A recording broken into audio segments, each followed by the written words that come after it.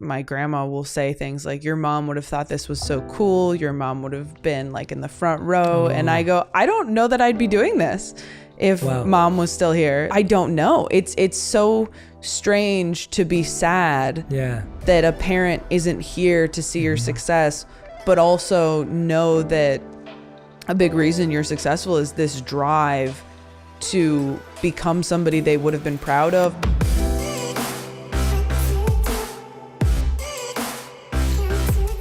Hey everyone, welcome back to On Purpose, the #1 health podcast in the world. Thanks to each and every single one of you that come back every week to listen, learn, and grow. Now, you know that I get to sit down with a lot of exciting, interesting, fascinating people, but sometimes there's someone that I reach out to that I'm just a huge fan of. And actually, it was my dear friend Adam Grant who gave me an excuse to reach out to this individual with an opportunity that he had for her, which I even forgot what it was. And he's been an amazing guest on the podcast too. Just giving me an excuse to DM her and say, hey, Taylor, would you like to do this thing? Which was my way of sneaking in and saying, hey, can you come on the podcast too? I've been a huge fan of today's guest since her first special, her Instagram, her social media, her TikTok's incredible. I have sent her videos to my wife, my family, my friends, my trainer this morning. I mean, she's one of those people that as soon as I watch her, I start laughing, I learn something new, and I just feel an incredible sense of joy. And in the few moments that she's walked into my home and into our studio, I love her even more. I'm speaking about the one and only Taylor Tomlinson, who began performing comedy when she was 16 after her father signed her up for a stand-up class. She became a top 10 finalist on the 9th season of NBC's Last Comic Standing in 2015 and was named one of the top 10 comics to watch by Variety at the 2019 Just for Laughs Festival.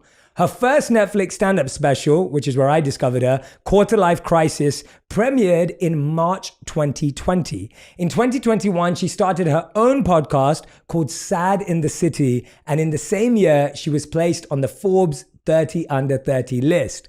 Now, her second stand-up special, Look at You, is now streaming on Netflix. I want you to go and watch it straight after this. And she will be at the LA Netflix Comedy Festival show at the Ace Theater on May 6th, 2022. So make sure you grab some tickets. Welcome to the show, Taylor Tomlinson. Taylor, thank you so much. Thank you so much. We were just talking about this before we started recording, but I was like, what am I doing here? Like, truly, your podcast is just full of so many interesting, wise people teaching you how to live a better life. And so to come in as a stand-up comedian and you're like, I can't wait to learn things from you. I'm like, yeah, absolutely. I have so much to teach.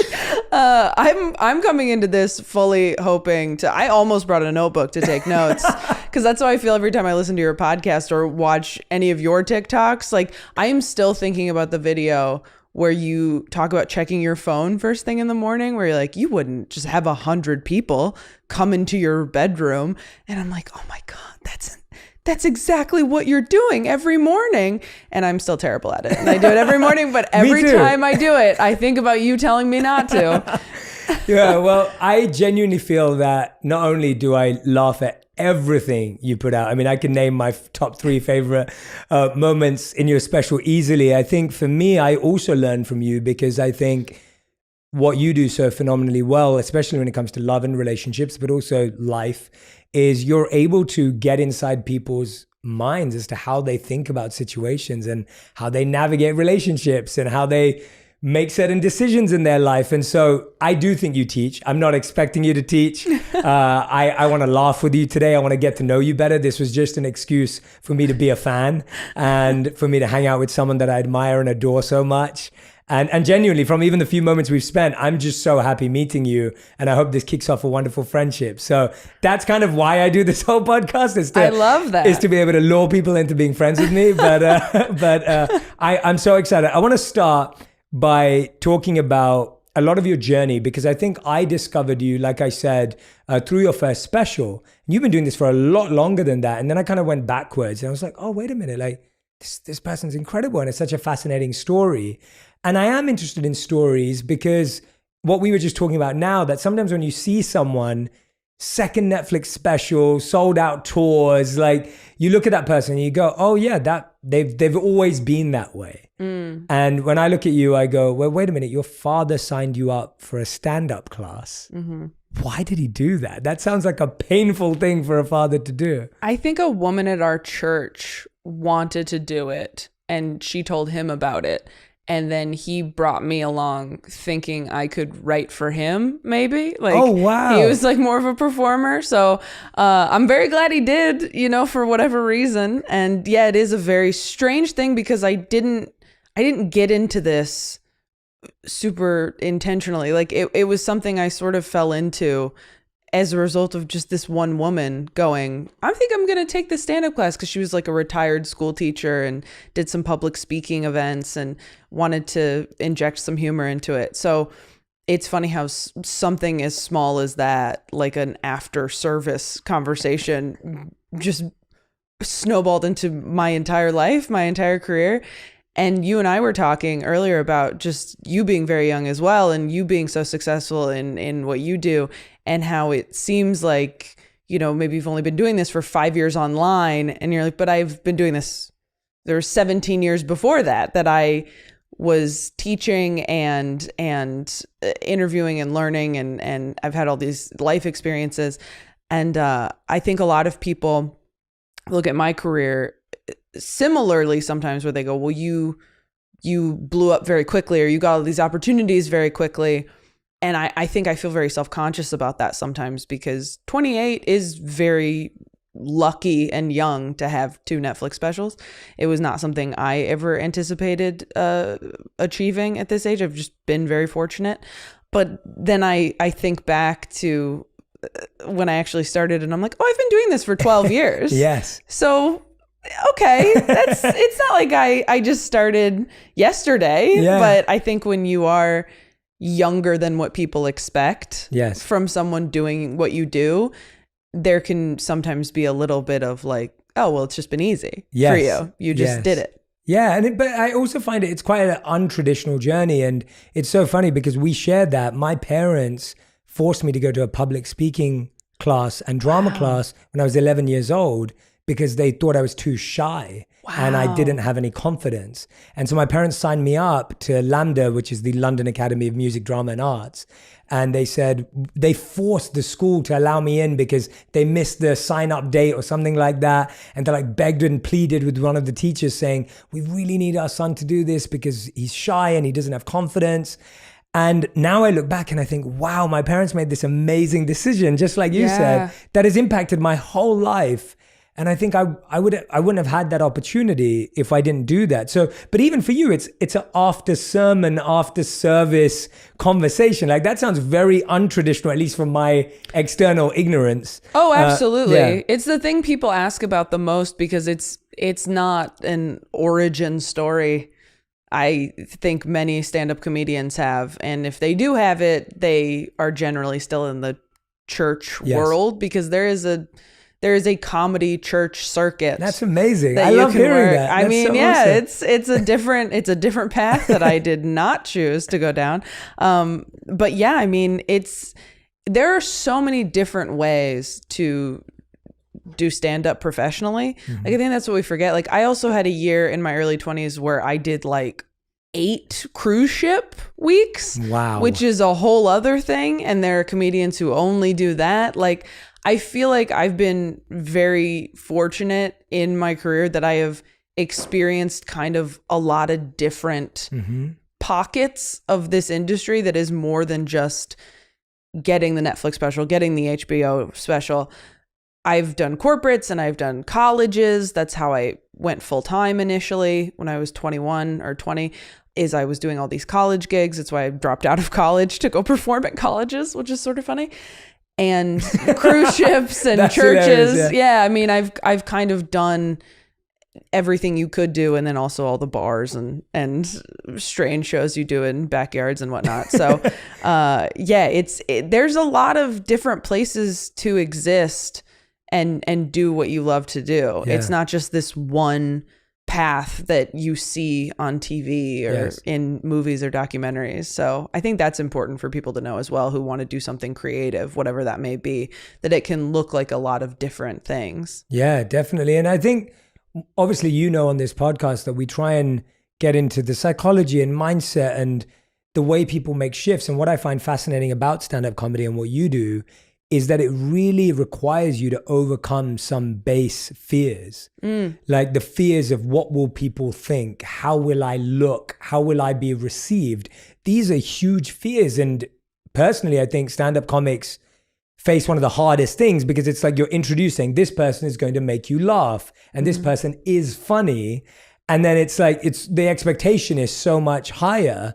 Talk to me about that first time, or maybe something you learned in that stand-up class that you started to be okay with that fear and dealing with that, or did you never feel that fear at all? Oh, I was terrified. I mean, do you feel like you were shy? Yeah, as a kid? Like, definitely, very massively. shy? How long did it take for you to sort of feel like you weren't, or do you still feel on a base level you're shy and you've just figured out how to not act that way? Yeah, I find that, so from 11 to 18, I went to public speaking and drama school.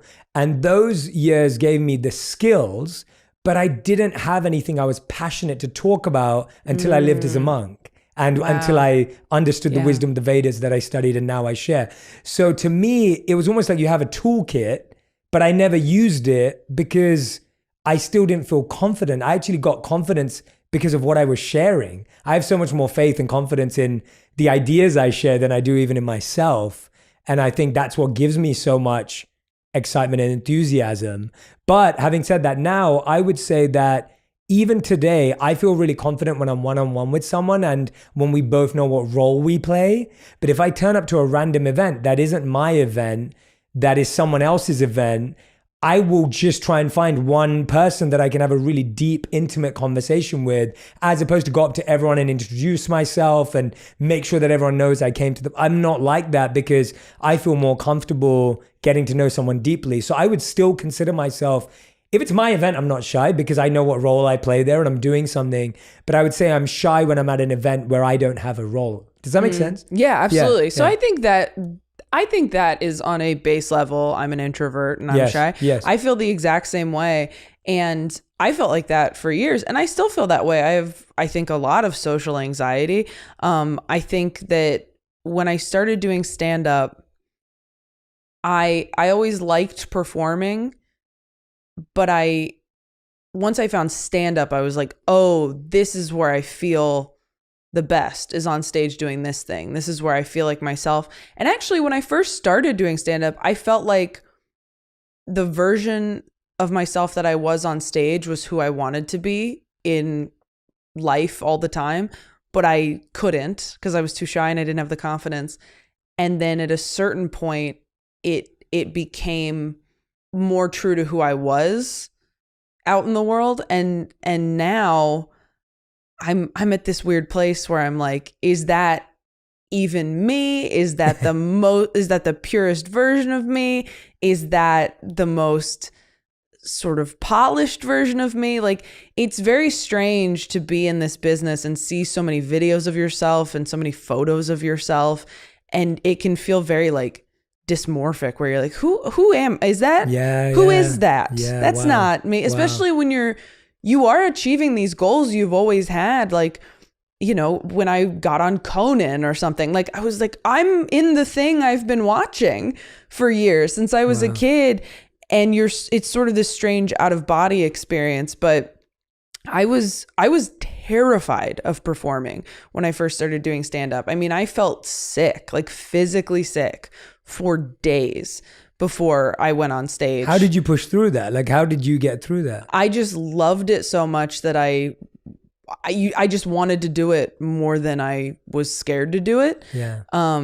Which is sort of how you have to be if you are somebody who's not naturally extroverted or what have you.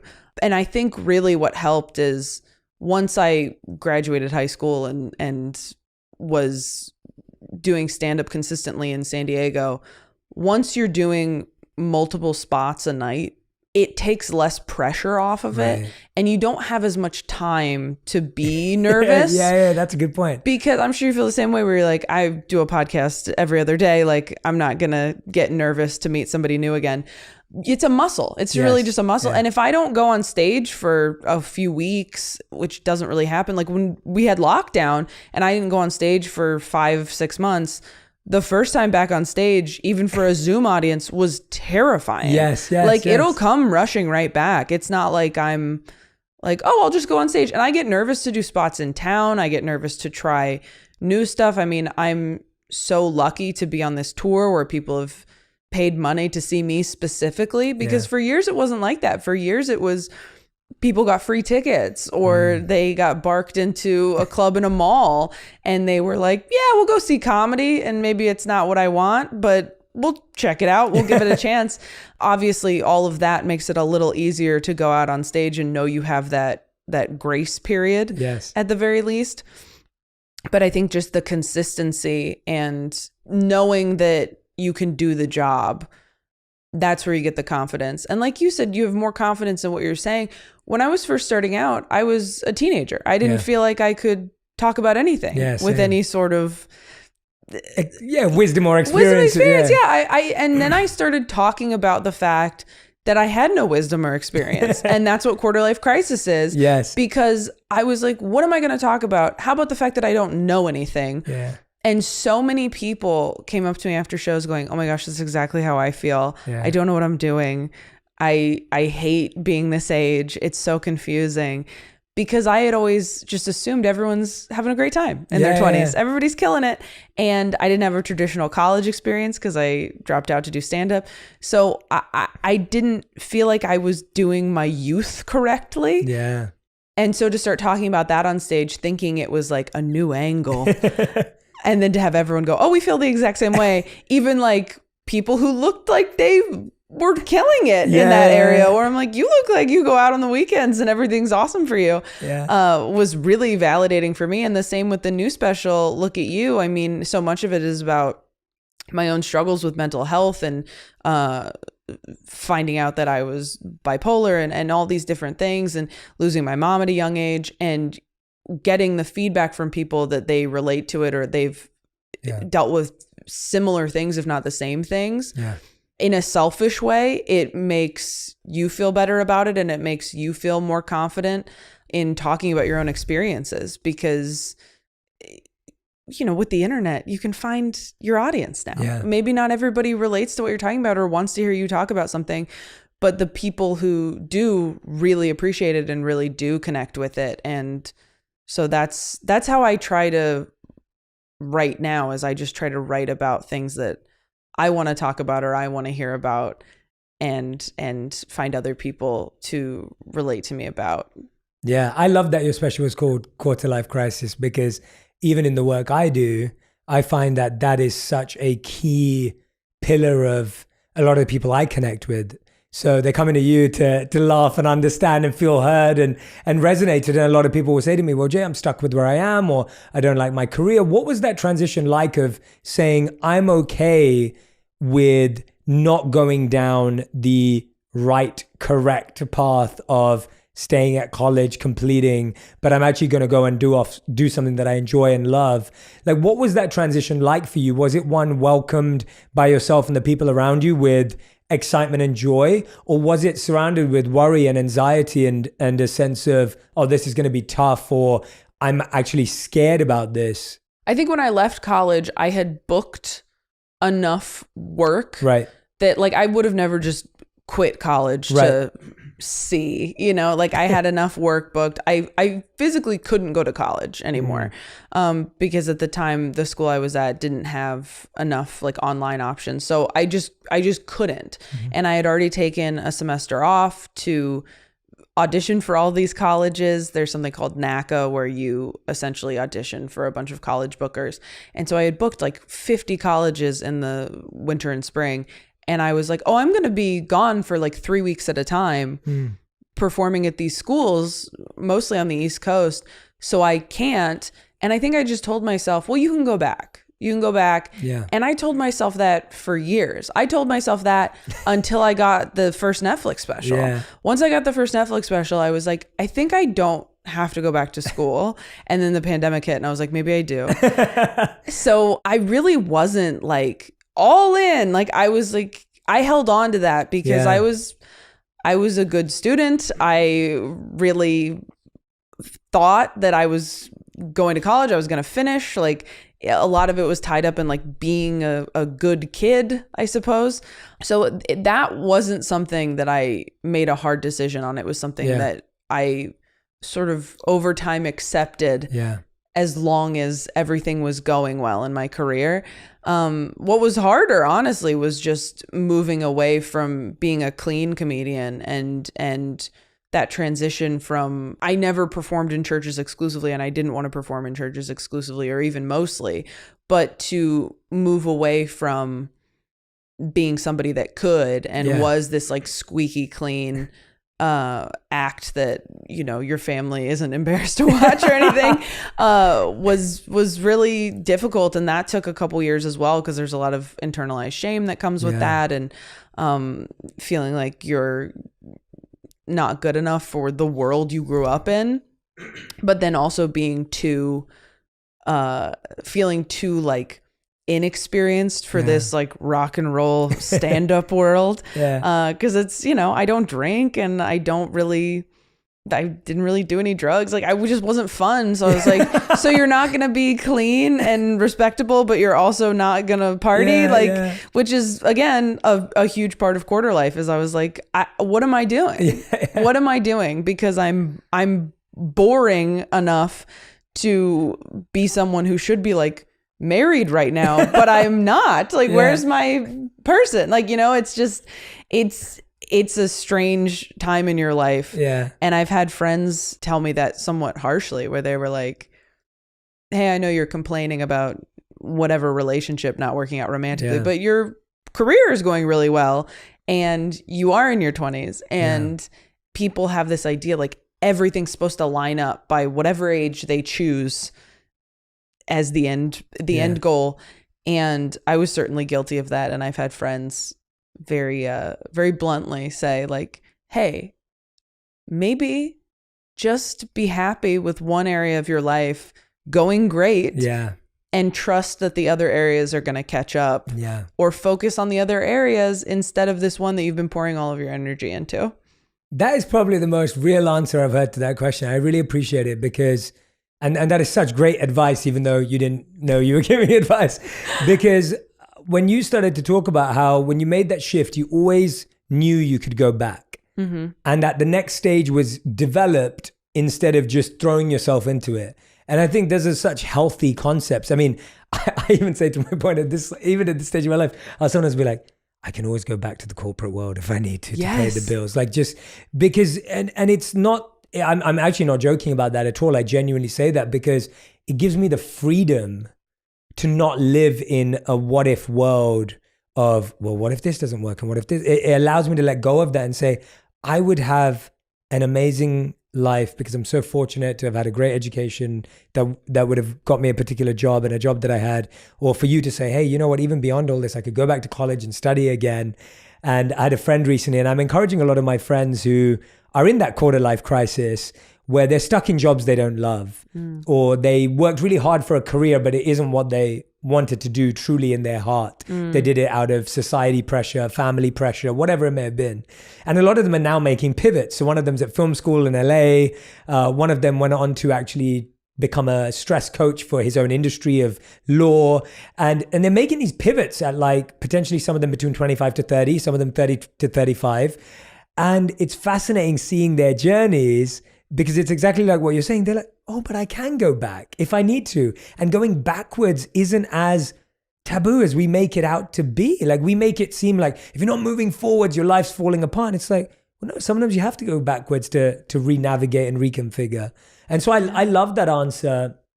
And even more so, what I really appreciated about what you said towards the end there is the idea that when you're feeling accelerated progress in one area of your life, we've also been somewhat trained to believe that everything should move at the same time, and that your relationship and your career and this, and it's shocking to me how much we have in common despite being very different people.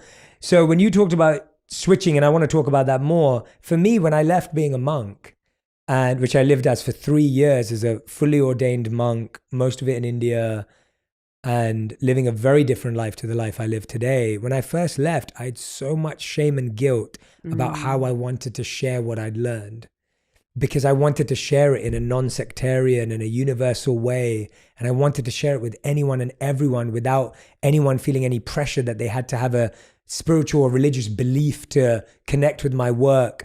And that came with certain levels of criticism or judgment too, because it's like, well, wait a minute, you are a fully ordained monk who has studied these 5,000-year-old literatures and scriptures and texts, but wait a minute, you're not sharing those. Yeah. Like how does that fit? And I know it's different, but there's that similarity. I wonder, how did you get over that shame and guilt? Because I feel like that can be so restricting. And I even know people in my own community who would feel restricted by that judgment. How did you receive that? And how did you have the confidence again to break through that and say, well, this is still something I really want to do despite all of this? Yeah, I mean, that is so interesting that you drew that comparison. Because TikTok is about as far away from being a monk as you can get. I feel literally. Like it's so interesting to me that, I mean, what a perfect example you are of a huge pivot, but still it's all connected and it's all leading to the next thing. Anyway, to your question, how did I get past all of that? I have a lot of therapy, I suppose. I mean, when we were talking about you can always go back to what you were doing before, I think what you said was so great. I mean, I do think people see it as giving up, but actually it's really confidence. Yes. It's you saying, I'm confident enough that if this doesn't work out, I'll make it work. Yes. And if that means doing what I was doing before, that's fine. I have a good friend, Delaney Fisher, who I used to do Self-Helpless with. She said to me when I was, I think, moving in with somebody, she had given a few of our friends this advice where she was like, you can always move out. Like you can always, it's okay if things don't work out. And I think we totally forget about that. As far as moving past the shame of it, I will say there is no like, I can always go back to the church market. Like that was not something I ever felt. Because that's a decision you make.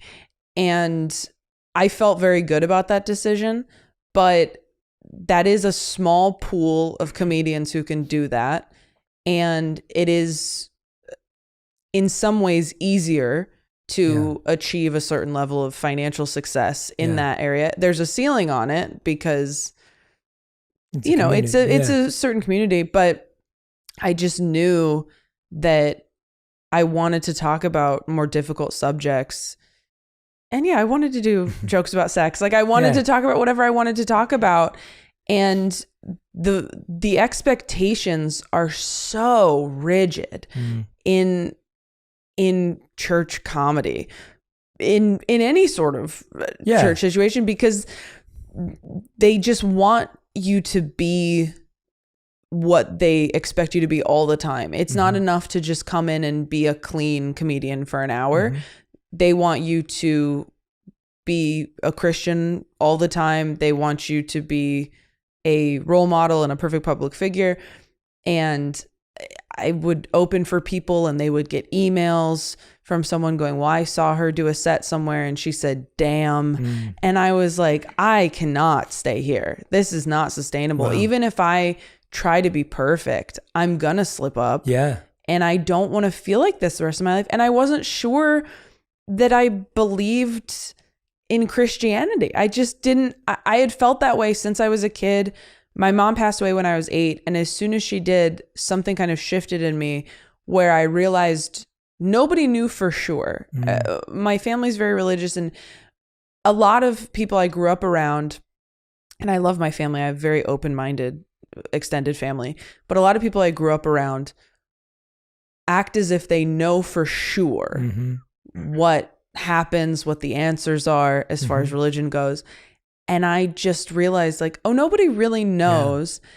And while I feel very open to the possibility of something else, something greater, I know that even if I devote my entire life to it, I will never figure out exactly what it is. For sure. And so that always rubbed me the wrong way. And I didn't like the way that it can be used to judge and manipulate people. And I just wasn't what they wanted. And I started to feel like I was lying to anybody who hired me in that space. So at a certain point, I got taken off of a show for something I tweeted that had like innuendo in it. And I just told my manager, I was like, if we get any offers for churches, I can't do it. And then they sent me a few more like, it's this much money. Do you want to do it? And I was like, I can't. It's all or nothing with them. And that's fine. They can make those demands for whoever they want. Those people exist. Those people absolutely exist. My friend Dustin Nickerson, who goes on the road with me, is very clean and can perform literally anywhere. And that's who should be doing, you know, certain gigs that I'm not right for. I mean, you don't have to be right for every single thing. And it's okay if you're not right for a certain role. Yeah, definitely. I think that's great advice, and it gives you such again freedom to recognize there is an audience for what you want to do. It does exist. It may be smaller, it may be larger, it may be different, it may be here, but there is one. You touched on there, and you mentioned it earlier, obviously, like losing your mother at 8 years old, and I can't begin to imagine or understand what that feels like as an experience. You said that was one of the things that opened up. What else was there that opened up for you? It sounds like you've spent a long time with therapy and reflection and being on a journey with that. What would you feel comfortable sharing with us that opened up for you? Oh, I mean, I talk about it a lot in the new special. It is such a, it's the most important thing that happened to me. You know, not the best thing that ever happened to me, but if anything, it's the worst thing that ever happened to me. And it's hard to, I don't know who I would have been if that didn't happen. Like, I don't think I would have been the same person.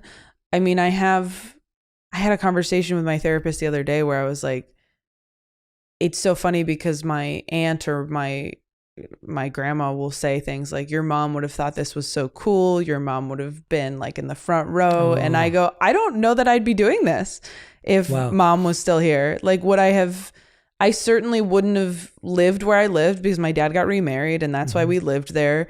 And that's why I took that class, is because we were in that area where that woman suggested it. So who knows, maybe I would have found it, but also maybe I would have written children's books, which is what I wanted to do when I was younger. So I don't know. It's so strange to be sad that a parent isn't here to see your success, but also know that a big reason you're successful is this drive to become somebody they would have been proud of, or like, it's weird. I'm like chasing the approval of a ghost in a way, but then when you achieve those things, there's a sadness to all of it, because you go, oh, this doesn't really fill that hole, I guess. But I do think it certainly, it made a lot of things much more difficult, and I'm sure it made me shyer, and I'm sure it made me very, very anxious, and it burst that bubble a lot of kids have. Maybe not kids now because they live through a pandemic, but a lot of kids have, where you think you're invincible and nothing bad's going to happen to you.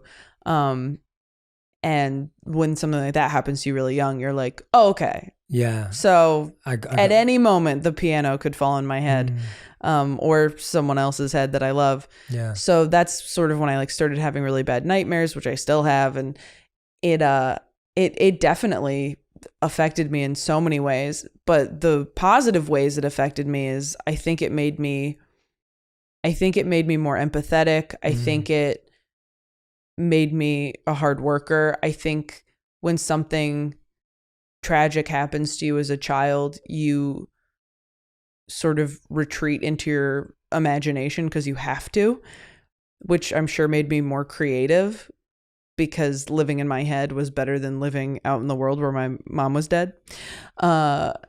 So yeah, I think as I've gotten older, I've learned to find the positive aspects of that loss that exist alongside the really difficult things about it. Thank you so much for sharing that, by the way. Oh, yeah. I find it's so incredible to hear just the journey you've been on and from that experience, and to me, it's not about, the positive or the negative or how it feels. It's just interesting to hear you think about it openly, and I can hear just how much work that's taken and what that process looks like. And I really appreciate you sharing that with us. Like, genuinely, it's so inspiring and it's hope giving. And I know that, there'll be countless people who are listening right now who just feel so connected to that. So thank you so much for going there and sharing that. Oh, thank you. It means the world. Yeah. I think when I was growing up, it was so hard to tell other people, but again, it feels like such an important thing to know about you. But it made other people uncomfortable who hadn't experienced death or loss. So then you're like, do I just tell them my parents are separated? Do I just kind of skirt around the issue? And it took years of like almost like rehearsing with new people how to give them that information in a palatable way. Yeah, exactly. No, it's such an important part of the story to understand someone and to be able to receive them and connect with them properly. No, I'm so grateful you spoke about it, and I want to go in another totally very different direction now, but only because you said something earlier and I'm trying to bring it back. So we're talking about love and relationships, and even that relationship with your mother and with your parents is so important in how it impacts your relationships moving forward. One of your favorite clips that I love is where you talk about, I believe it's the boyfriend who cheated on you in your head. And that clip, to me, I've sent that clip to more people than I could possibly imagine. And I have a funny story to tell that I don't think I've ever shared publicly, but I have to share it with you. So I've had a very clear value around cheating my whole life. That if someone was to cheat on me, or if I was to cheat on someone, I don't think I'm personally, it's not that I don't believe I'm capable. I don't feel enthusiastic about trying to continue on that path because to me, it's such a big core value of who I am. Again, I don't project that onto anyone. I wouldn't judge anyone for staying with someone or breaking up. It's everyone's personal choice. Right. That's where my personal choice stands. And my wife knows that, and we've had this conversation. We've been together now nearly 10 years and married for 6. And so we've known this for a long time. And so me and my wife do this thing, well, we used to do it before the pandemic. We haven't done it since, but we used to do this thing with every 30 days, we would drive somewhere 3 hours from where we live and stay somewhere like an Airbnb or wherever we can for 3 days. We'd lock our phones in a safe and we'd just spend time together, because we found that every week we got so busy, and I have a crazy schedule and so does she. And so like on a weeknight, it's like you're not really getting that deep intimate connection.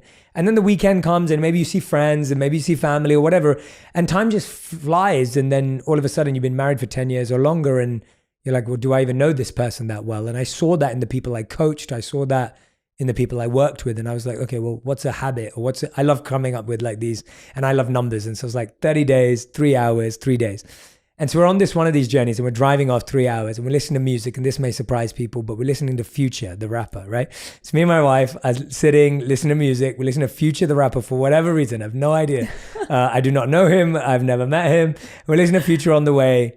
We get to the hotel that we're staying at, and then we maybe watched a movie and went to bed. And I wake up in the morning, and I've had this dream that my wife is having Future's baby. And she's in the shower. I can hear her that she's in the shower in the hotel room. And I wake up and it feels real. So I wake up and there's no part of me that is cognizant that that was a dream. I am fully in the reality that my wife, Radhi, this beautiful, abundant human being, has had an affair with Future of all people, and now she's pregnant with Future's baby.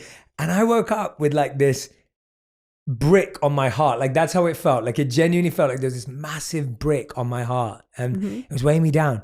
And in my head, I said, I'm going to take care of that baby like it's mine. Like I was just like, I just have to, like, I was just like, I love my wife so much. Like I love her. And it was so weird because I have this value. Yeah. And then when you think that this thing's happened, all of a sudden that, not that value's gone out the window, but that my love and my connection and attachment to my wife was stronger. And she was, the hotel room had one of those, like, those window doors that open into from the shower bathroom into like the bedroom area. Yeah. So she opened and she looked at me. She was like, are you okay? And I was like, oh, I just had a dream that you were having Future's baby. And she just burst out laughing at me. Like she was just cracking up. And I've never told that story anywhere else apart from now, apart from to friends and stuff. But it's fascinating to me how interesting it is that we can have these views on love. We can have these perceptions of love. And then when you get into a relationship, how these perceptions can change, how other people's music, thoughts, ideas infiltrate our mind, and dreams and messages and all of that. I wonder for you, what have been some of the, would you say, misconceptions on love that you think you had growing up that have been broken down, or that through your comedy that you've learned, or maybe you've heard an amazing story from a fan at an event that has sparked some thoughts. But I'm always fascinated by things that we believe to be true about love. But as we grow older, we go, oh, they're not the truth. Does that make sense? Yeah, absolutely. It's so funny you say that. I have a friend who's been in a relationship for, I believe, 7 years now, and is like my oldest friend. And I had asked her a similar question. I don't remember when, but I had asked her, what would you do if your partner cheated on you? And she was like, honestly, at this point, I love him so much. I trust him so much. I would probably go to therapy and figure out why it happened. Yeah. And I was like, oh, but you wouldn't just leave? And she was like, no. She's like, not at this point. Like, we've just been through so much together. She's like, I know him so well. If he did that, I would know there was a reason. Yes. And we would need to figure out that reason. That's beautiful. Oh my gosh. And I was like, oh, okay. So we're all mature now. Like, I think I thought, well, my friends in this relationship, that relationship, they don't fight, or this would never happen in so-and-so's relationship. And then as I've gotten older and I've dated more people, I've spoken to friends of mine and said like, well, this happened. And they go, oh, we dealt with that. Yeah. Like we had the same thing, or my partner did something like that, or I did something like that. Yeah. And it took a while for us to unlearn it and get through it. And that's, I think, the hardest thing about dating in your 20s and honestly into your 30s now, as people are getting married later. It's so hard to know what is like a deal breaker. Yes. And what is something that you can work through. Mm-hmm. And I think the thing I've learned from friends of mine and truly talking to audience members, because I do ask people who have been married a long time for advice, and most of the time they're like, we don't have any, move on. We just didn't leave. We nailed it. But so many people, it just seems like find somebody that they love so much. They're like, well, I'm going to make it work with you. Yes. And whatever things I had in my brain of, if this happens, I'm gone. If this happens, I'll never get over it. Once you find somebody that you love and respect so much and you've been through enough with them, if you trust somebody, and I feel this way with friends of mine, I should say that, because I don't have that marriage or partnership that I can point to in my own life, but I have several friends who I've had for a very long time who are there for me so consistently that when they hurt me or disappoint me, it is over very quickly. Mm-hmm. Because I'm like, your family, and you have been there for me so many times. Mm-hmm. Hurting me once is not going to faze me. Mm-hmm. Whereas if somebody that I didn't trust as much or hadn't been there for me for as long or as deeply did the exact same thing, we would not have a relationship anymore. Or we would be acquaintances now. So it is so dependent on the relationship you have with the other person. Yeah, definitely. And that's what I mean, that for me, it just, ultimately it's knowing your value, but then having compassion for other people's values. Because I think it's so easy to project your own ideas of what someone should do and how they should react and what's a good boundary for themselves. And then almost going, well, wait a minute, like, just got to have compassion and empathy for that person's decision and their relationship with that person. When you look for, I'm interested by dating and relationships a lot myself, because it's a part of my work, it's a part of my coaching, as you know, it's part of what I think about. What have been the funniest, most interesting date situations you've been in, or ones that have given you hope, or ones that have broken your hope, or anything that you feel to share? Well, it's so funny you bring up that joke from Quarter Life, because I love that. Like, it's so funny because in the new special, I have a joke about an ex cheating on me, and it's that guy that I talk about where I go, well, he never cheated on. I do that joke where I say he cheated on me in my head. And I go, no, he never cheated on me, but he did this thing. That guy did cheat on me, and he told me after I filmed that special. No. Yes, he finally told me, and it was like obviously years later. But like, he and I had dated on and off for years, and he had sworn up and down that he never cheated on me, and really made me feel crazy. And to his credit, apologized very late, but really like sent me this long apology where I was like, I was gaslighting you. Like, my God. Really a beautiful, I almost made it my iPhone background. That's all you want is just, I was wrong and I gaslighted you. And you're like, yes. Yeah, send it out as a template for everyone to use. But also really messed with my head because I'd been in therapy going, I always was so suspicious of this guy and he never did anything. And I just created it in my head. So for him later to be like, no, I was, and you were right, and I'm sorry. I just pay for my therapy bill for the last 12 months. Right? Yeah. But also I got so many jokes out of that relationship. I really can't be mad. It's paying the bills. Yeah. It really is paying the bills. I have no regrets.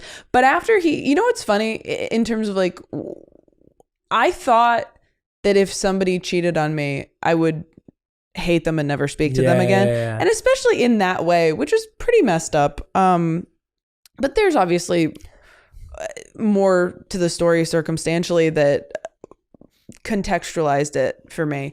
But if you had just told me 10 years ago, like, this is what's going to happen with this person, I would have been like, well, I'm going to hate them forever. And once he told me that that's what happened, and I did know him so well, and I knew what he was going through and what he was dealing with, I think it actually improved not our relationship, because we don't really have a relationship, but improved our feelings about each other. Yeah. In a just an existing in the world as memories to one another. Like, I wasn't angry at him anymore because I finally knew for sure. And it does take a lot to admit to somebody that you did that. Yeah, and you can judge however long it took, or the way in which it was said, or whatever you want. But at the end of the day, I was like, you know what? This is somebody who was really important to me and really encouraged me in my career, and really, yes, hurt me in some pretty deep ways, but also made me better. Yeah. And I felt like I was able to sort of put that chapter of my life to bed and really care about him as a human being. And I had just lived longer, and I had made my own mistakes in other relationships. And obviously I made my own mistakes in that relationship with him, that were not okay. So I think time, age, compassion, and empathy comes with all of that. I had this really strange vision while you were saying all this deep, profound stuff. I was like, how amazing would it be to see you making this joke next to this clip of you talking right now? Know. And I'm just like, literally, I'm like, Taylor, like, you're this mature, amazing individual. And then when I see you on stage, you're like this, you're like picking fights with everyone. I know. And I love it. And I love that. And I love that paradox too. Like, I love that you're able to speak so lightly of so many of these things. And of course, make so many millions of people laugh. But at the same time, when I'm getting to know you today, it's fascinating to hear just how much thought and maturity and work and reflection, because what you just said is so massively evolved. I mean, look, I wouldn't have raised Future's baby, but I'm like, you're okay over there. Literally, that was like the only thing. I said, oh my God. Like, I literally felt that. Like, it was, I felt it in my gut because I was like, that's my wife's baby. I love her so much. Like, it was just one of those moments. But I'm glad it's not true, of course. Yeah. Did you see the video on TikTok that went viral about that girl being walked down the aisle by her stepdad? No. It was the exact same thing. She was like, my mom had an affair and got pregnant with me, and my stepdad raised me, and he is my dad. Oh, wow. And this is him walking me down the aisle. Yeah. I know what you were doing about. Yeah. Yeah. Oh, it's just, and that's that's the real life version, right? You can have all these ideas and thoughts in your head and make all these commitments to yourself, and then it happens, and then you change. No, I love that. I think if Taylor Tomlinson had any dating relationship advice, mistakes, thoughts, what would they be right now? Oh, my advice is to not listen to stand-up comedians for relationship advice. My advice is to listen to your podcast and follow whatever you and your wife are doing. I don't know. I'm currently in this place in my life where I'm sort of coming to, and I'd like to talk about this on stage in the new hour I'm working on, is I have been in sort of like back-to-back relationships throughout my entire adult life in a way that I don't think is particularly healthy. And I have had friends, I have a new joke in the hour about a lot of my friends were like, you should maybe be single for a bit and maybe get a cat or something. And I was like, hard pass. Cats don't make me feel good about myself. But I am reaching a point now where I'm like, okay, we've put off doing this work on being alone for a long time. And I think you need to do it now. And it is so difficult because I'm not a casual person. I'm much like you, where if I'm at an event, I want to talk to one person. So I'm not like that in any of my relationships, friendships or otherwise. So I'm generally in a relationship. If I'm dating, I'm not like a casual dater. I don't have that in me. But as a result, I'm always getting into these, year to 2 year things. And I've also just been so focused on my career. So anytime something wasn't working out or I was having problems with somebody, I was like, well, I can always focus on my career and that's fine, and focus on the next relationship. And now I've reached this level that I truly always dreamed of, like doing a theater tour and having specials on Netflix. Like, that is all I have ever wanted. And if nothing else happened from here on out, this is more than I could have ever dreamed of. And so now I'm like, maybe it's time to get some hobbies. Maybe it's time. Maybe it's time to work on who you are as a person. Like, you're very good at comedy. Maybe get good at, I don't know, forgiveness. Like, maybe just work on that. So I think, I love that. What's that quote that people say? Like, you have to be somebody that you would want to be with forever. Like, I do think that I have had moments of that over the years, but I'd like to really focus on that. And I don't agree with the statement a lot of people make, which is you have to be totally okay by yourself before you get into a relationship.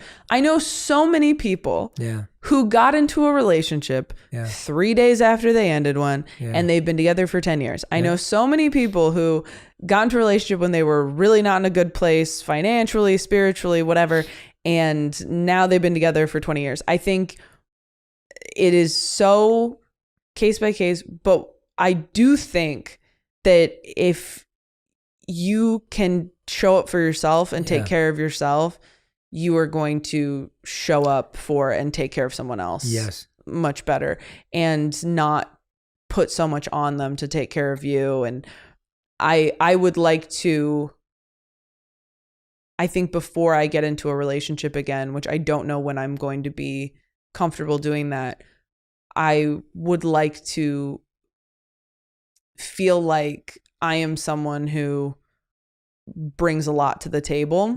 I love that.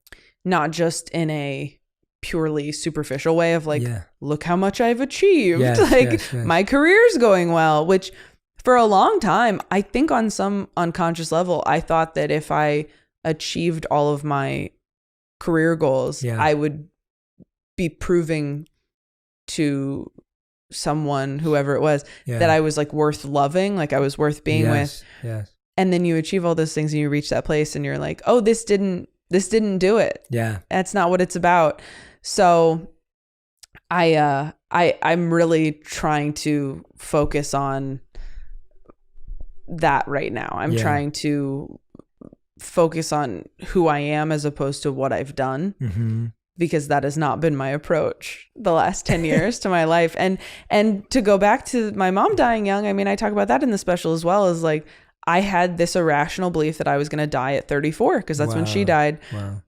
And it's very common. A lot of people have it when they lose their parents, even if their parents are, 55 when they pass, they get nervous coming up to that age. And then That's real. I've heard if you get to that age and you surpass it, you actually feel sort of guilty. You have like survivor's guilt. Wow. So I have that to look forward to.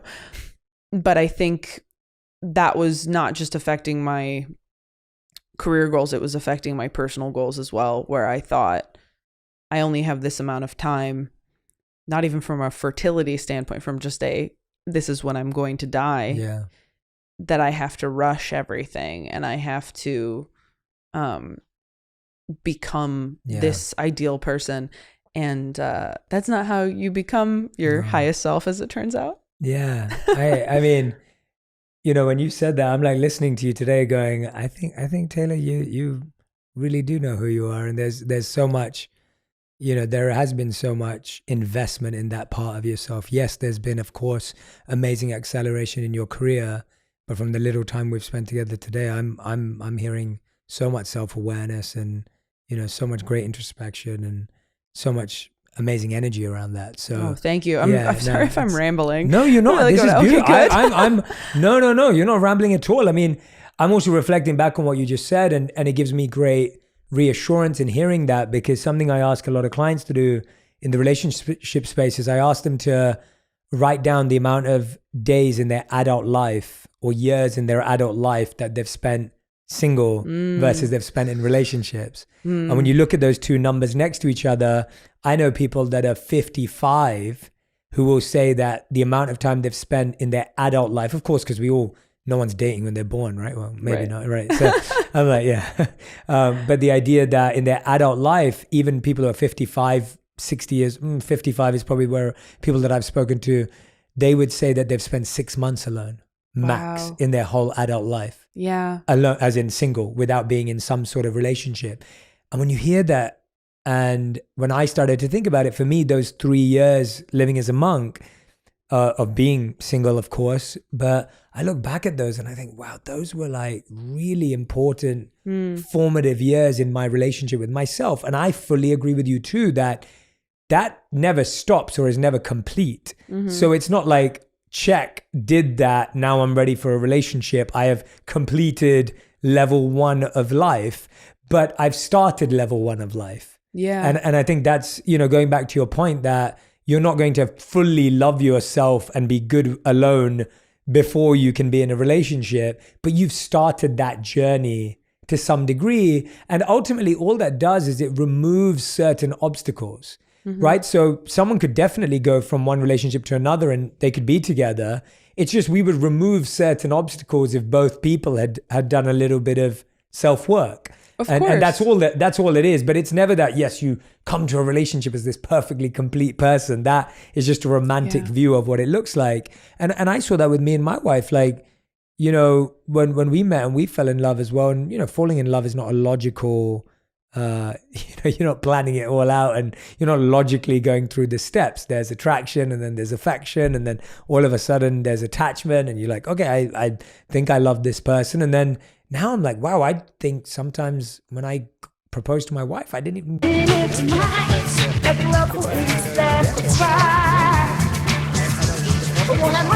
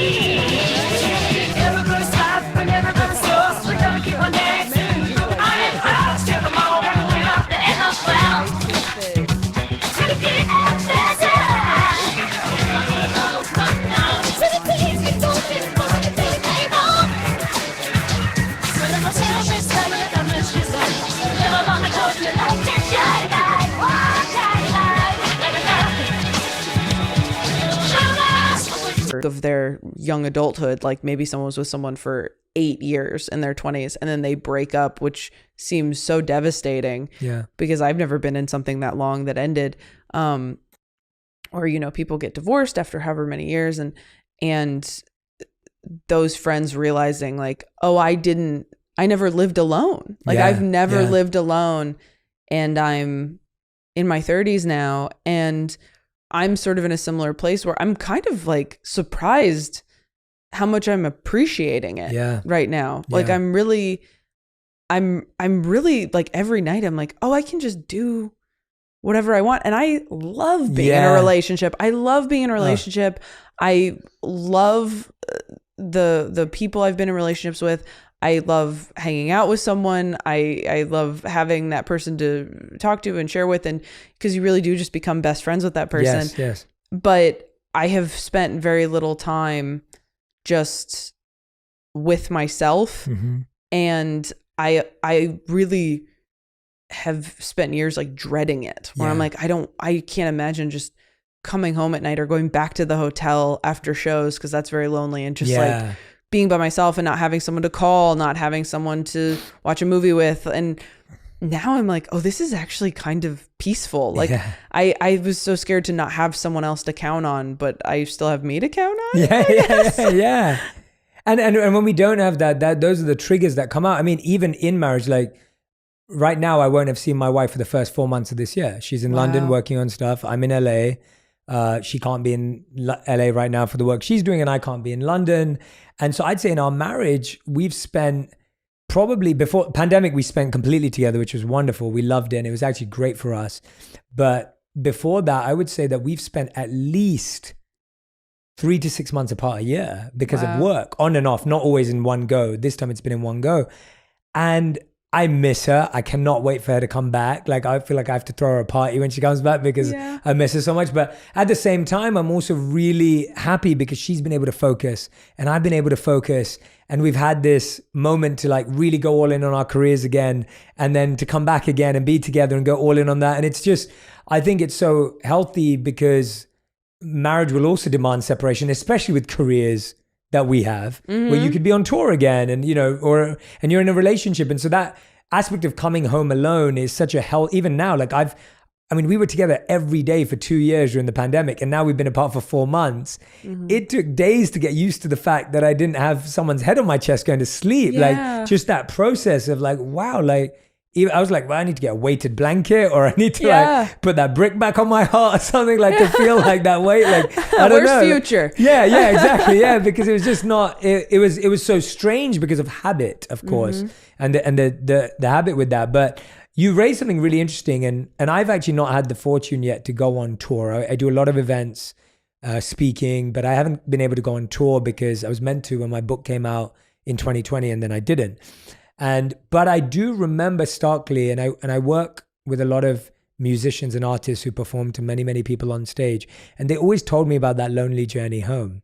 And I've had very few experiences of it, but when I have, it really did hit me that when you have an audience of people that are fully immersed in everything you're saying and showing you so much love and showing you so much energy, and you dropped every joke right and everything fell and everyone's just in place, and you have this meet and greet and everyone just showers you with more love and tells you how much they connected, and then you get into that car ride back home alone.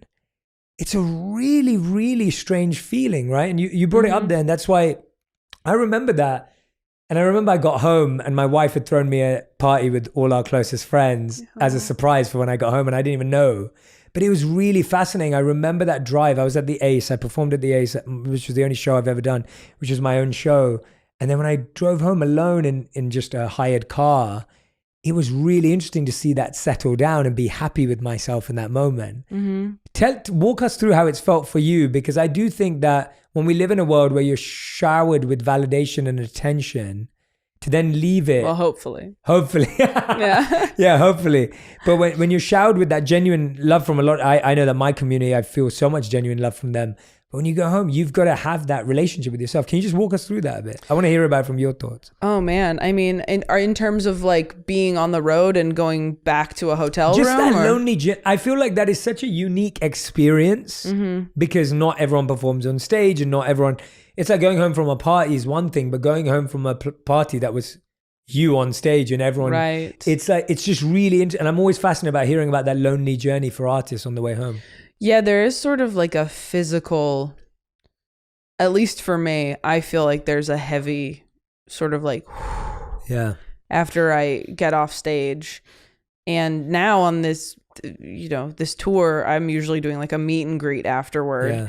And so that's sort of like a little extension of the show is how it feels, because you are meeting people face to face and taking pictures and sometimes hearing very personal things from them.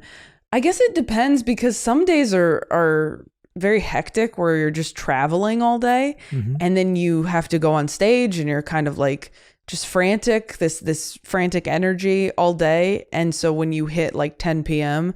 and you're back in a car or in a hotel room, it's so nice to just finally be still and quiet and not have anybody looking at you. Yeah. You're like, oh, everyone was looking at me for a long time. I mean, I have really strange moments where I almost feel like I'm like outside of my body on stage, where sometimes I'm like, there's 1,500 people here just sitting quietly looking at me while I talk. Like, do you have that ever where you're just, and you're just in sort of, you kind of go into almost like autopilot while you just sort of watch your hands move and gesture to ideas you have. And it's so, I'm so incredibly grateful for it. I can't imagine, I couldn't have imagined that. I don't know. I'm obviously at a loss for words, but it's such a strange feeling to have all of that love and validation coming at you, as you said, and then just be back to being you. Yeah. Because that's a version of you. Yeah.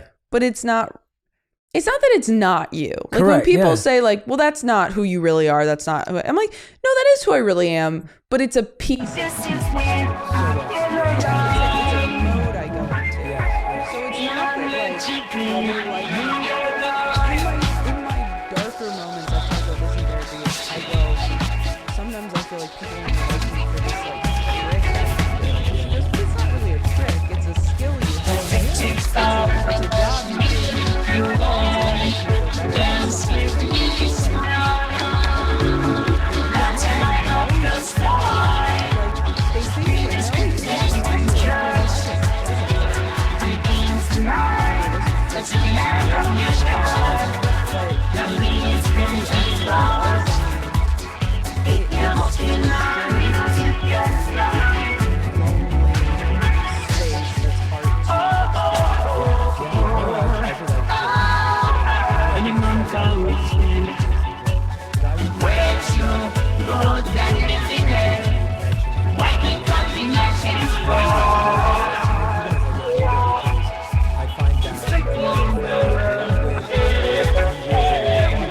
City twice. I lived in New York. I now live in LA. I lived in India for a time. So my life's been very fragmented. And so I've had to rebuild community and family wherever I've landed.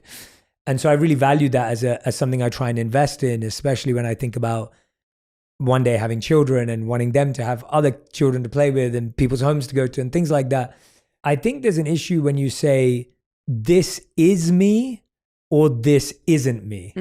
So it's like when you say this person on stage or this person who plays on the field or on the court, that's me. That's me. That's all of me. Or the opposite, where we go, that's not the real me. This is the real me when I'm on my couch and I'm in sweats. And you put it perfectly. You said, no, both are me. And that's just reality. Like am I silly and goofy with Radhi, my wife? Yeah, I am.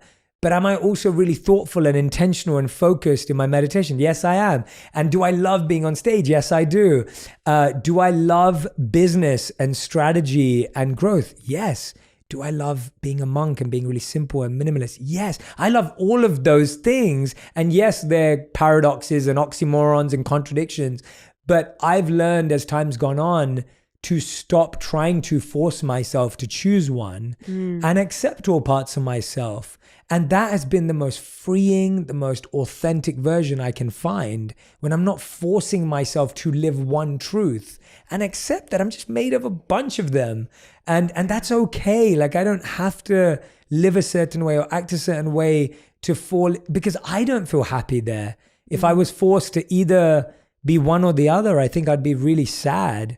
And I consider myself to be quite a joyful, content individual. And I would say that's because I've allowed myself to be okay with the paradoxes within me, if that makes sense. And even with you, like when I'm listening to you, I'm going, there's a paradox right here where it's like, a lot of people talk about how stand-up comedians use comedy to heal and cope and deal with things. I think that's been like a long-term myth that kind of gets thrown around probably a bit too much without ever asking people in the industry. And then when I look at you, I'm like, but here's someone who's doing like therapy and work behind the scenes and like thinking about it. And then the comedy is more expressed through that learning as well and all of that with that. How do you find that? Because you mentioned earlier, obviously in the new special, you speak about bipolar and you speak about mental health a lot more in your work. But you've been doing mental health work. So at least, and I don't want to assume anything, I'm asking, it sounds like comedy to you is not an outlet or a healing tool or expressive tool. I guess it's more of an expression tool than it is a healing tool. Yeah. Does that feel, sorry if I'm messing up the question. But No, not at all. I think what's funny is I think maybe I used to think it was a healing tool, not in that this is where I talk about it, but I think I thought that if I could make fun of something or turn something into a joke, then that would be the same as me getting over it. Right. Like that's dealt with because it's a joke now. Like I turned this into my career. This is turned into something that's going to make me money.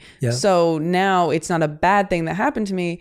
It is an experience that I turned into something that other people enjoy. And, I think in that way, I thought I was healing. But in going to therapy consistently and seeing both a therapist and a psychiatrist and recognizing that just because you know something about yourself doesn't mean you've dealt with it completely. Like I was so upset when I figured out that knowing something logically did not mean that it was healed. I was like, well, if I just untangle it, I'll be great now. But it's all that stuff about trauma living in your body and whatnot. It's like you're like, but I know what this is. I know this is a traumatic response to X, Y, and Z that happened to me. Why am I still feeling the brick on my chest? Because it's more than just something you intellectualize. It is a physical, emotional, spiritual thing that you have to work through and spend a lot of time working through. Not just figuring it out and going, awesome, so that's done. Check the box.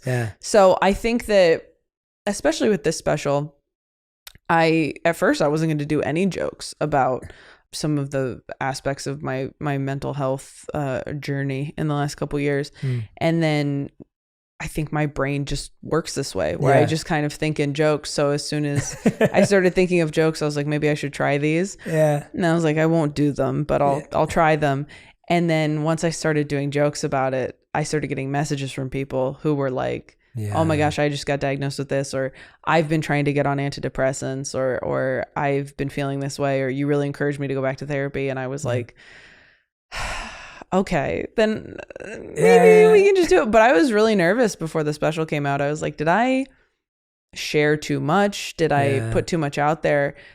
But my therapist was like, you are doing the work. Like that's what I'm seeing. Yeah. So I think as long as you're doing the work, it's not gonna be fixed by you posting about it on social media or even talking to friends about it. Like you're good. Like you are gonna have to do that work privately. So I think that's the only way that I've been able to talk about it in my material. And I wish I was more of like I don't know, just generally observational comedian, but I'm not. I draw from my own life and I write about stuff I'm going through because again, I'm insecure about talking about things I have no experience with. Yeah. So that's just kind of how I come at it, and the sort of writer I am, I suppose. Well, it comes out great. I love it. And I love what you said there. Like when you said, I think in jokes, I get that because you think in jokes, I think in quotes, and it makes sense. Like whenever I hear something, I'm like, okay, how do I turn that into something really memorable and simple that I will keep in my brain that allows me to use it as a tool later on? Yes. And that's kind of how I think. And then I think, okay, well, how do I find a quote or hear a quote or share a quote with my audience so that they can remember it, so that clarifies an idea for them as well. And so it makes sense because you're like, okay, well, how do I make it funny so that it's memorable from it, so that you remember, they remember it. So that feels very real. I get that. Like that's how you try and, it's almost like that's how you try and capture an idea so that it sticks and stays and becomes something that people can share. But Taylor, you've been so generous and kind with your time. It's been such a joy getting to know you today. Honestly, it really has. Oh, this was so nice. This is not like most podcasts. I try to leave a cushion afterward to sort of recover as an introvert, where you're like, okay, I gotta. And this was just like refreshing, and this like really just felt like hanging out with someone I wanted to hang out with.